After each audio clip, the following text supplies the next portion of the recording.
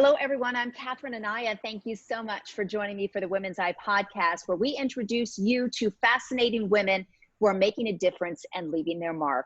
This episode is brought to you by Casco Financial Group in Phoenix, Arizona. Catherine Scrivano is the president of Casco Financial Group. She founded her business to help people create the financial strength needed for achieving their dreams and building money power. Her belief is you don't have to be wealthy to be wise. Catherine is my guest today. It's always good to see you, Catherine. Thanks for joining me. Thanks for having me. It's great seeing you as well. Thank you. So let's talk about the fact that, some people, depending on where you live, are returning to this non-quarantined life and a new kind of normal, whatever that looks like for various people. That includes new attitudes towards finances, because of course we all felt the impact of the pandemic on our finances in some way, shape, or form. So that may include, for some people, finding for the first time a financial advisor. So before we talk about how to go about that, talk to me a little bit about the misconceptions surrounding a financial advisor. You don't have to be rich to need one, right? I couldn't agree more. I think the top misconception is that financial planners are focused on investments only. And investing does often make up a component of a financial plan, but it's not necessarily the focus of every plan. As far as do you need to be wealthy, I wonder if a person who is rich may have less need for an advisor. That person can make some mistakes, can suffer some setbacks, and probably still be okay. Where a person without that great wealth, they may need to make a little bit more strategic decisions and be right more often than not. Well, that's good to know. And in a challenging time like the pandemic that we all have found ourselves in, where we're still feeling the financial impact, some people lost their jobs, some people lost their businesses, some people still haven't gone back to work. Who would best benefit from a financial advisor? Well, I could make a very compelling case that everyone should have a financial advisor, but I might be a little prejudiced. I think that the people that we are hearing from, and this has been true in a variety of historical, what I'm going to call crises or times of concern. I think anyone who is feeling unsettled, there is something about the process of having a plan that giving you that control. It's very therapeutic. And in my experience, from Y2K through the housing crisis, through a variety of scenarios, we are never busier than we are during those times. Because when things are easy, people think you just do it yourself and things will be fine. When things are tougher, they think, oh, gee, maybe I ought to outsource some of this and talk to somebody with experience and a little different perspective. Well, those wake-up calls can be difficult. It's very helpful. Like I say, the therapy and the most common conversation I think that we're having right now ends with people who saying, I feel so much better. And I can't tell you how valuable that is for us. That's so satisfying. That's why we do what we do. Well, it is very liberating. You mentioned that there is this misconception that you have to have a lot of money to have a financial advisor or need one. What are the different services? Because you also mentioned that investments are, of course, a big component to what you do as a financial advisor. But what are some of the other services that a financial advisor would offer? I think of a financial advisor as a coordinator. You might think of a symphony conductor. You have talented professionals playing their instruments, but without that person who's coordinating, it's not going to sound great. Or maybe an athletic coach. There might be a team with great athletes, great skills who will just run around in circles and bump into each other without someone saying, here's the best use of our talents, here is our strategy, and let's move forward toward the goal that we have all set. We, in our practice, we design what-if scenarios, and that gives people a chance to rethink their expectations and kind of have a plan for worst case, best case, and unexpected cases so that when we're inevitably faced with them, you've got a confidence. You can have a Mhm. reminder going, oh, yeah, we thought something like this could happen and took plans to survive it. Well, how do you start looking for a financial advisor? What should you be looking for? What questions should you be asking? Should you find one that specializes in a specific area? What's your opinion on all of that? You know, it's hard for me to answer that question because I think that this, like so many things, is so personal and so different for each person that I think the best place to start is a referral of someone that you know. If you've got someone who you know is working with a financial planner and having a good experience, perhaps you can convince them to share that name and contact information. Please know that we are maniacs about confidentiality. Hmm. So if you are my client and you refer someone to me, they are never going to hear about your financial situation. Maybe you've interacted with a financial planner somewhere, you attended a class, you listened to a podcast or an interview.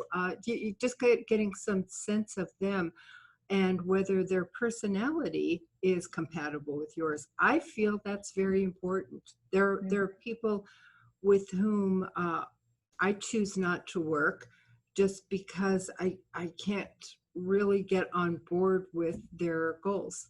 And Hmm. I need to be your cheerleader and always be, hoping for your success. And if your goal is something to which I'm opposed, I'm not the right person for you. I would, when interviewing a planner, ask for a description of their typical client and see if that's someone you can recognize or relate to. Ask about their compensation, about their experience. Very important. Ask them if they have any affiliations or any obligation or incentive to offer certain products. Not uncommon. Doesn't mean they are unethical. You just need to know that going in, that if they've got some arrangement with a large company, that chances are that company is going to come up as a recommended part of the Hmm. strategy. And you can Google them. We're all out there, and check their website. If they have securities license, you should be checking a site called Broker Check, and that will let you know what licenses they hold, for how long they've held them, let you know about any disciplinary action or customer complaints. Look at their designations and see if they align with your specific situation. Um, you might find somebody who talks a lot about wealth management and you're not wealthy. Maybe that's not the right relationship for you. So finding someone who practices in an area that's consistent with your circumstance probably makes good sense. So it could end up that somebody is possibly interviewing a couple of financial advisors or planners before they settle on somebody in particular, right? I would encourage you to do so. And I would encourage you to talk to financial planners who say, no, you're not a good fit for my practice. Hopefully Hmm. they can refer you to another. But even if not, don't be insulted. They're doing you a great favor. That square peg, round hole is not a good place for you to be spending your time and energy. Sure. You mentioned compensation. How are the fees structured? How much does it cost the average person to have a financial advisor? Or, in other words, how do you get paid? Yeah, and that's all over the place. People can be compensated by fees based on investments under management. They can be charge a flat rate for financial planning or an hourly rate. Everything in between. I just can't stress enough that that should be very clear up front. You want someone to make enough money to be there if you need them. So this isn't an area to bargain hunt. Um, and having been doing this over 30 years, I can say this isn't an area where you want someone who's just starting out. If they are, make sure that they are working under someone with experience, and that you can have that person involved on the team as well. But as far as compensation, there's so many different models. Just make sure that you're very clear and that you are never charged something and say, oh, holy cow, I had no idea. Hmm. You should Hmm. always expect it. I will tell you, in our practice, if you go to I don't want to name names, but if you get coffee at a drive-through on a regular basis, you're spending a lot more on coffee than you are on the financial plan in our practice. And Okay, it's a matter of value in your perception. that's a very good comparison. So let's say somebody, find somebody they like, they develop a financial plan. How exactly is that executed? And is there a written plan? Are there scheduled follow-ups? How does that relationship work? I'm of the opinion it must be in writing. Number one, your chances of success are exponentially greater if you have written goals and a written plan to achieve them, and it gives you a chance to make reference to the plan. If you wake up in the middle of the night with the heebie-jeebies, like so many do, you want a place to go and go, oh yeah, we knew that this might happen, and this is what we're doing. As far as reviews, in our practice, we insist on, at the minimum, a client be willing to meet with us once a year. But it's kind of custom to each client, what their needs are. I always tell them, please call and tell us what you're thinking of doing, not what you've done. So if you have a life change, or if you've come across a new idea that you're thinking about implementing, please call us. We're not putting you on the clock. We want to know what you're thinking, and we can say, yes, that's consistent with your plan, or no, it's not. Do we need to readdress the plan, or do we recommend that you not pursue this? One of those two things are likely going to be true, but after the fact, generally we can't unwind if it was a bad idea. Yes, very, very important. You also talked about the client being able to monitor what's happening with their various accounts, or whatever the plan is. Is that possible then for the client to monitor the accounts on a regular basis, what's happening with them? And should they be requesting maybe performance reports?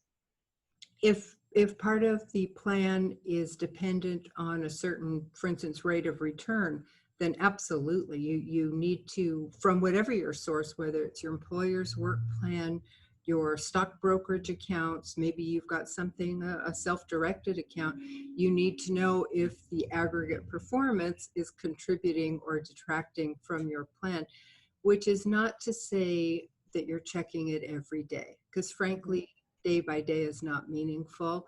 It's the overall average. Is it working towards your plan goal, and do adjustments need to be made? You're going to have to know what performance is. We offer our clients, and there are other sources beside us, account aggregation, which allows you to take all of your financial institution relationships for which you have any kind of an online sign-in, and have it all fed into one place. And that allows you to look, and when you're our client, we're watching all the time too, to see what movement might be taking place. For instance, maybe you're contributing to your employer's plan and they've changed options, or they've changed managers within the employer retirement plan. The time to find out isn't at the annual review a year later. We want to know right away and make any adjustments, or at least acknowledge the change and say, yeah, that's fine. So that aggregation helps you stay on top of it. I think it's a great tool. Yeah, it sounds wonderful. But let's say a client is not satisfied with the performance of the plan, the investments, whatever it is that they have approached with their financial advisor or planner. How is that conversation or that decision best approached to, okay, I'm not happy? What I would say first is, why are you not happy? Are you comparing it to your own expectations? Are you comparing to some kind of a benchmark? Are you comparing it to a person that you met at a cocktail party, or who works next to you? We have to find the source of your dissatisfaction, and please, by all means, express it. It's a conversation that's necessary to have. And if in fact your disappointment is because it's not moving you toward your goal, then adjustments should be made. And again, that's not a conversation to wait for an annual review. You need to have that perspective that you're going to stay on top of these things. Mhm. You know, personally, one of the things I like about my financial advisor is that he has a very close relationship and collaboration with my tax person. Hmm. Does a financial advisor or planner also provide tax planning? Some do. Some there's an area of specialization that we talked about earlier, Hmm. where someone might have a plan that is very tax driven, very tax motivated, and in that case, I would recommend a financial advisor have a very strong tax background, or perhaps be affiliated with someone with whom they can consult before making any changes. I know I don't have a great tax background. I have a lot of experience, but that's not an area of focus for me. However, I always work with my clients' tax advisors, and before making recommendations, I consult with them. Clients love it that you It have makes this a big team of difference. people. Yeah, and imagine having a team of people with your best interest who are talking about you behind your back. One person can say, this is what I'm thinking. Is there anything that I'm missing or that I should be Hmm. looking at? The other person gives their input. So by the time you're involved, you know that the considerations have been made, and you can really just focus on, does this feel right for you? You don't Hmm. have to go out and do all the exploration. I think it's a wonderful thing. It's one of those few times when we do appreciate a team of people talking behind our backs. Talking behind, well, I bet most folks say nice thing behind yours as well. Yes.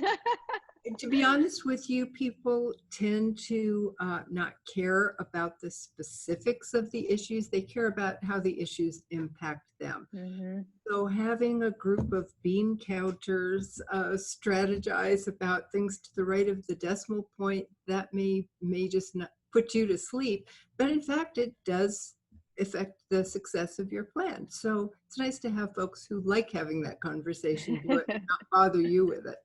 Absolutely. More power to you, Catherine. Thank you so much. Thank Great advice you. as always.